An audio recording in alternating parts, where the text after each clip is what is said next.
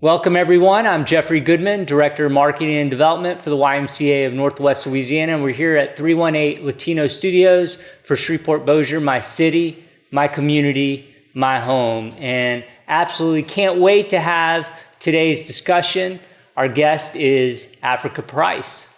Africa, thanks so much for being here. Thank you for having me. Of course. Well, hang in there with me. As I told you before we started, this first question is a little long. All right, so you've had a varied and rich professional career, from executive editor of the Shreveport Times to chief of staff, director of governmental affairs, and director of communications and public relations for two different mayors of Shreveport. From executive director of Step Forward to now, and I'm gonna let you clarify, but to now the assistant vice president of government relations for the North Louisiana region and Ochsner Health. Correct. I cover government relations for North Louisiana, and I also oversee community and public affairs for the system. So I have folks in all regions of the state who do community initiatives. Fantastic. And so in a little while, I wanna talk some about the traits you have that have enabled you to excel in so many chapters of your life, but I want to start here today. My first question is, tell me some about your current work with Ochsner and some of the important information you're working to convey to policymakers across the state.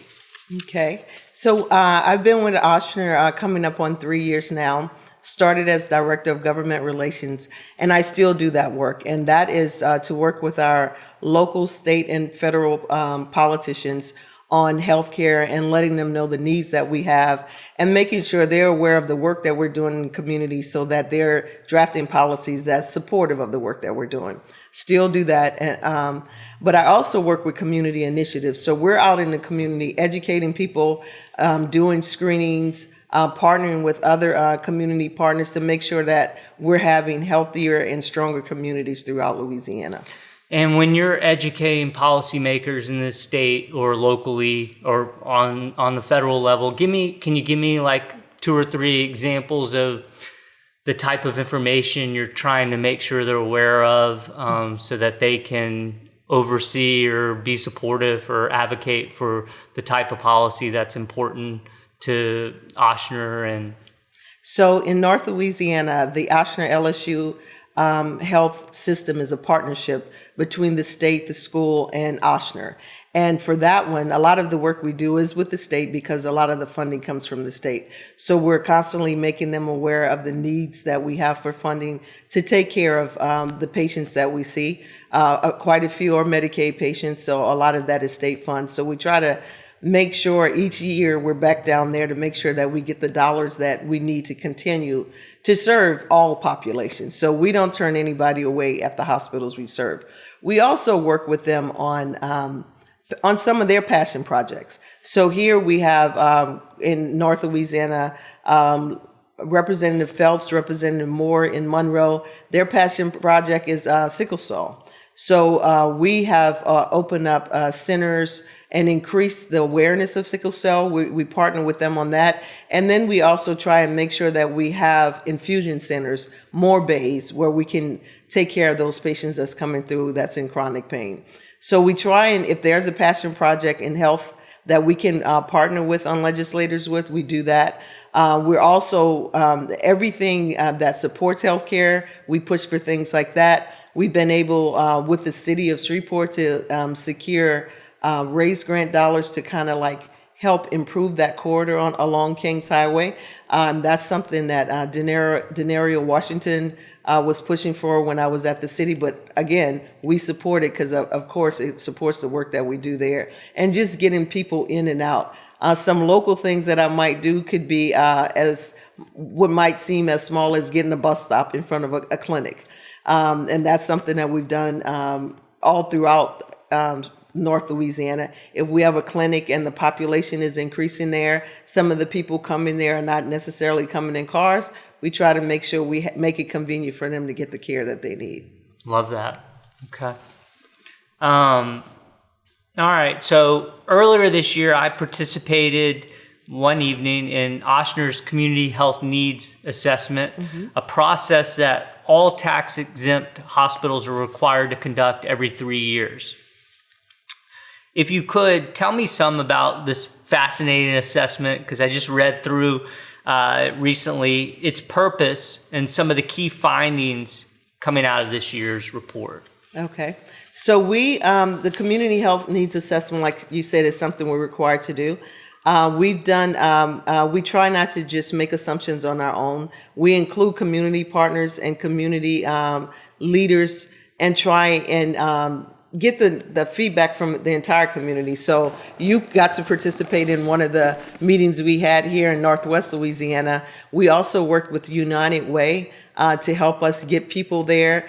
LPHI is another partner in that whole process where they help us with surveys, they help us do interviews. And that's Louisiana Public Health Institute. Right. So they help us. We tap a lot of people. So I think we got 400 plus surveys out in the Northwest Louisiana region. That's outside of the people who came to meetings, which we had 50 plus people at the meeting I think that you attended, where we're basically asking people, what are some of the needs that we have here? And a lot of the things that came out of that was some of the social determinants of health. Some of them may not seem like healthcare needs, but it was food insecurity, just educational needs. A lot of it is transportation. Some people, it wasn't so much insurance, it was underinsured and what they might need.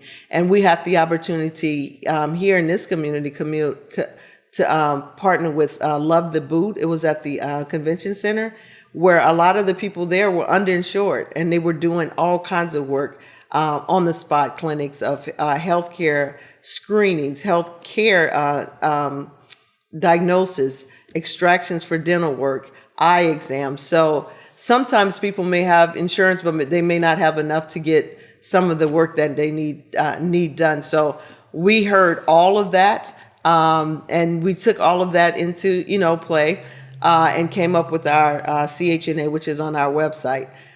From that, we presented it we have a committee of the board, and they did approve the 2024 CHNA. And now what we're in the process of doing, from all of that information, we create, which is an implementation plan, which is called a CHIP, Community Health Implementation Plan. That has been developed for Shreveport and Monroe for both Region 7, Region 8. And that is going to go before the board for approval here within this month. So it's several months. We started that process in the spring, and here we are, near the end of the year where we get it all completed and approved. So what you'll see is the CHIP, the implementation plan, happening in the community and at each of those sites in Monroe and in Shreveport. And I'll tell people it's a rich and very interesting report. I encourage anyone listening to this to go on Ochsner's website to review the reports. About a 50 to 60 page document. Again, it's called the Community Health Needs Assessments, or CHNA. Right. And we have it available at the hospital. So at the front desk when you walk in, anybody can ask for it. It's quite, like you said, a thick document, or they can go to the website and the people there will direct them to how to pull it up. And it's really, my understanding of it, or the way that I process it, it's to better understand the community, to better see where there might be gaps in health service today, and where the health providers and the health systems in our community can step up and fill some of these gaps. Correct. And we saw a lot of that after COVID, right? Just here in our community at the hospital. I wasn't there at the time, but the need with COVID was the reason why we moved mom and babies to St. Mary's Hospital. And then also we partnered with Oceans to do Louisiana Behavioral Health for the mental health services. So we partnered with them, and that was to provide more space for the people who are actually coming in with more critical needs. Also, since that time, we've increased our clinics. So that's to take care of the people who are just showing up at the emergency room when really they could go to a clinic and get that care and not bog down the emergency room. So there's been a lot of things that we've learned about just through, walking through that whole COVID process, and things that we've learned through people telling us about it. So it is the gaps. We try to fill those gaps, and we've tried to fill them with the resources that we have and not like overcommit, so because that wouldn't be a good thing either if we provided something and couldn't then serve the people. Yeah. And you mentioned you mentioned some of my next question, but you also oversee, as you said, the community engagement and outreach work for Ochsner in the North Louisiana region.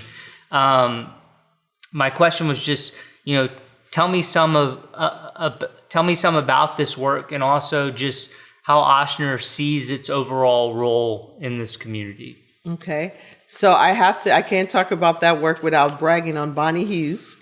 Bonnie Hughes is the person who does that in North Louisiana, and Beverly Lewis in Northeast Louisiana. So Bonnie is out in the community. People probably know her name. She's working with schools. She's working with a SPAR. We do partnerships. We work with churches at times too, where we're educating not just adults, but kids. We have a program called Kids in the Kitchen, where we try to teach them healthy ways of eating.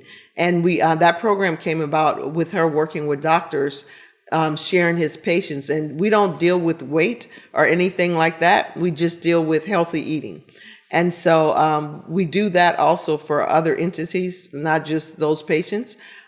This past year, we had a partnership with SPAR, and the kids who went through their summer program, at a certain age, all came through our program this summer as well. So twice a week we had SPAR kids coming through, and they cooked a meal. We provided everything they needed, and it was a healthy meal so that they can do themselves. So those are some of the things that we do. We're also out at community fairs. We're conducting health fairs. Anything that we can do to educate people to be healthy. And it's not just food, it's not just healthcare. It could be when we used to be at the Revel, Bonnie had this obstacle course for kids. So it's running, it's physical activity as well. Just letting folks know that there are things that you can do to stay healthy. Preventative care is the best care, right? You don't want to have to get sick and then be taken care of if you can avoid it. And I will say, normally I don't talk about the Y's work when I'm on here, but the Y works very closely with Bonnie and with Ochsner. We do a bunch of things with Ochsner, but our Swim for Life program, which is our water safety program for all our second graders, Ochsner is one of our key sponsors of that. And then we also do the fan club with Bonnie, which is Ochsner's fitness and nutrition club. So Ochsner, I feel like the Y is very much involved in a center for this community, and I feel like Ochsner is as well, and they've been great partners to us, and we've really appreciate the work. We enjoy the partnership too.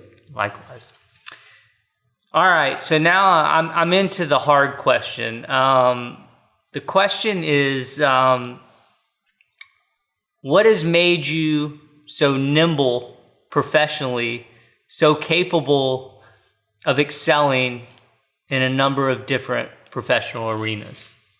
Wow, that's a hard question.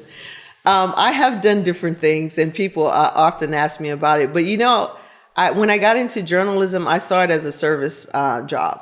It's me telling the stories of folks whose stories wouldn't be told, getting information to people who don't have the time to synthesize it themselves. So I always saw journalism as public service. But the skill set that runs through all of the jobs I have is communication. And even in news, when it was changing so much, and when I decided to exit, everybody leaves wondering, is there life after being in news? But there is, because there's communication. And it's just a different audience each time. And the key to all my jobs, first for me, is listening and observing, which is what a great journalist does. And that's what I've taken with me to all of my jobs.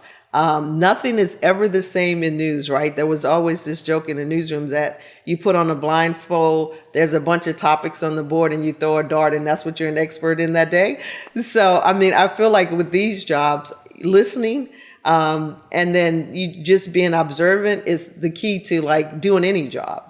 Now, I would not be cutting on somebody. I'm not a clinician, so I'm not trying to like minimize like some high level job like that. But the work that I've been doing, it's always been about communication, and it's always been about people and community. So, and curiosity, right? For sure, that's got to be a key part of it. Just asking questions, yeah, and wanting to know and wanting to get at the truth of whatever it is that is in front of you. Right, and connect the dots. That's one thing I think I do well. I connect people to, I might not know how to do it, I may not know the answer, but guess what? I know where you can go for it. And I connect the people, and I'm done with that because, you're good. I'm not the expert. I'll send them to you for the why.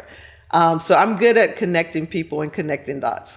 You're a good detective, right? I mean, that's part of being a journalist too, is the detective work. Mm-hmm. The resourcing. Yeah. I like to say as a journalist, I'm always curious, but I'm not nosy. Like, so if there's something going on, I'm curious about it. I will ask questions, but if I'm not in that capacity, I'm not nosy. I don't want to know, like, what is going on in Jeffrey's house? That stuff I don't care about. I pray all is well, but I'm not a nosy person. I'm a curious person. Interesting. I like that. All right. So we're going to zoom out for these next two questions. My first question is just, as someone who's done so many different roles, has been so entrenched in this community, my first question is just, as you look out at the greater community as a whole, talk to me about some of the things that concern you the most. Okay. Putting me on the spot now. Sorry. So I've always been adjacent to politics, but never like in it, and never planned to be. And let me just, before you start, you guys may be able to hear a tinge of something that's not Shreveport. Africa is Don't say that no. Africa is from South Louisiana, so I'm just letting you guys know as she takes time to kind of think about this next question. Well, I think that what I've observed locally and nationwide really is a polarizing that's happening in our communities, and which I find to be unfortunate. And sometimes it's among the same parties.